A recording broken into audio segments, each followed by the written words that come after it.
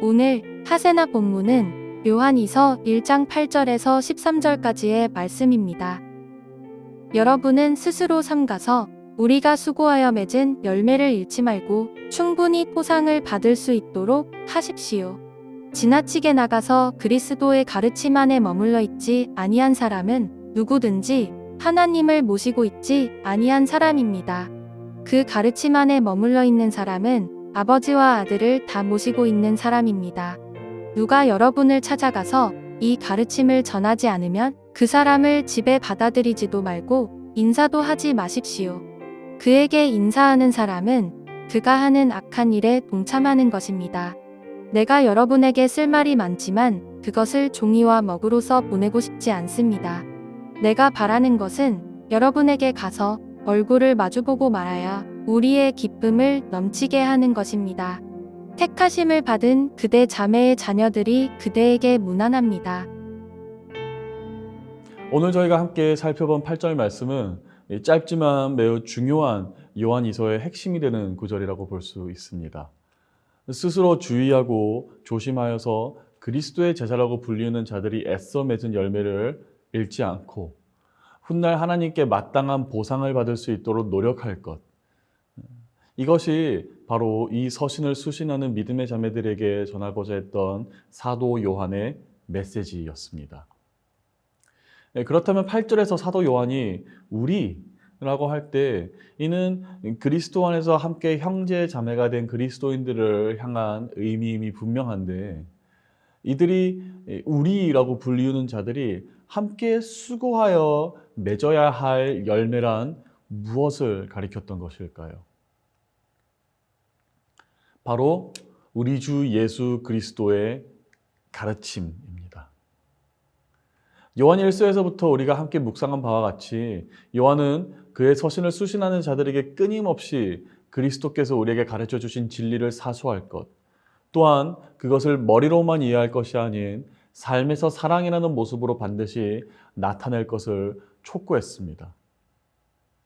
따라서 요한의 서신은 그리스도인의 의무이자 책임이란 바로 예수의 그리스도 되심과 하나님의 아들 되심을 더불어 우리 예수 그리스도가 전능하신 하나님의 구원사를 죽음과 그리고 부활로 완전히 성취하셨음을 흔들리지 않는 마음과 믿음으로 믿는 것으로 이해했던 것입니다. 그러나 우리가 이 8절을 조금 더 자세히 살펴보면 사도 요한은 믿는 자들에게 그저 예수 그리스도의 가르침을 지켜야 한다라는 명령으로만 그치는 것이 아닌 한 발자국 더 나아가 충분한 포상을 받기까지 그 열매를 잃지 않기를 권면하는 것입니다. 충분한 포상은 개역개정 성경에서 온전한 상이라고 번역되어져 있는데 이러한 상은 마태복음에서 가장 잘 설명하고 있습니다. 마태복음 25장 23절 말씀. 그 주인이 이르되 잘하였도다 착하고 충성된 종아.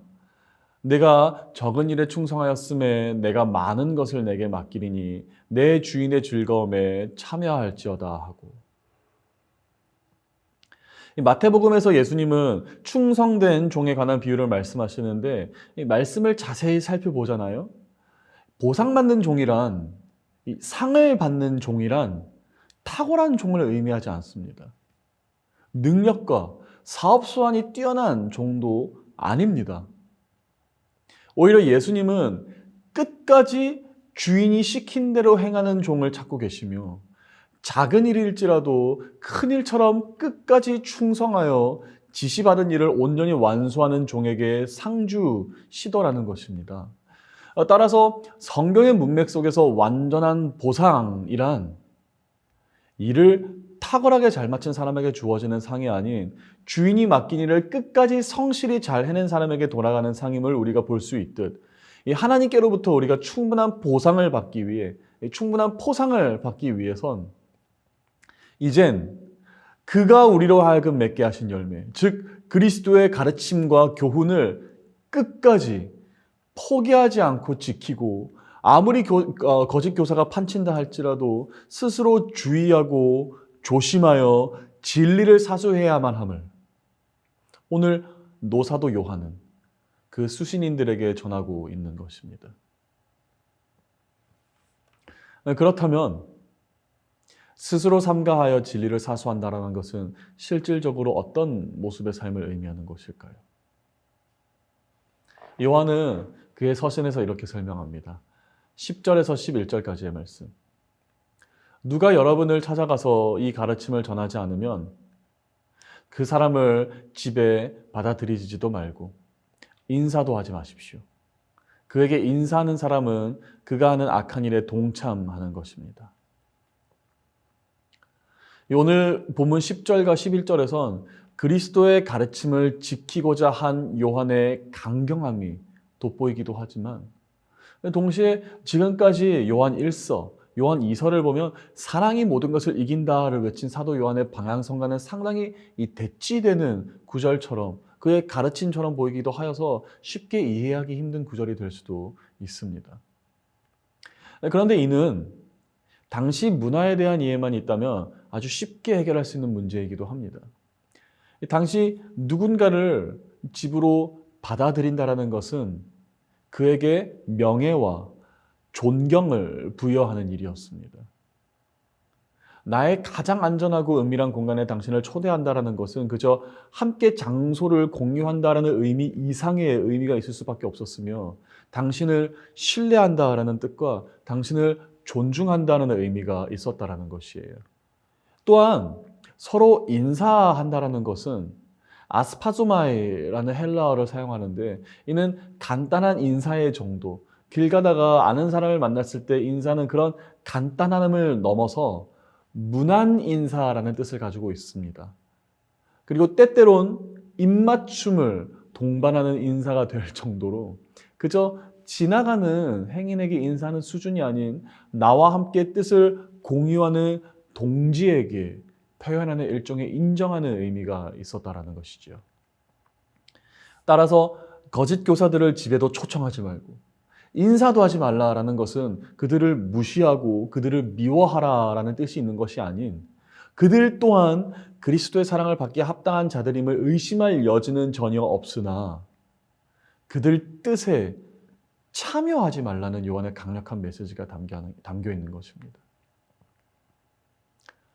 사랑하는 높은 뜻 푸른 교회 성도 여러분, 우리가 오늘 참여해야 할 곳은 성도의 교제에 참여해야 하는 것과 구제 사역에 참여하는 것과 그리고 무엇보다 그리스도의 고난에 참여하는 것이라고 성경은 우리에게 분명히 말씀하고 있습니다.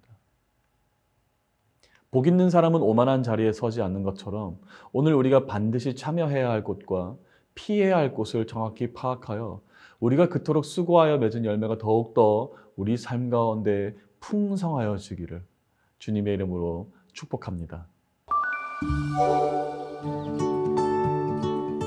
오늘의 아시조는 가족들과 함께 식사하기입니다. 모두 바빠서 함께 식사도 제대로 못했다면 오늘은 함께 시간을 정해서 식사를 하면 어떨까요? 오늘의 아시조 함께 하시죠.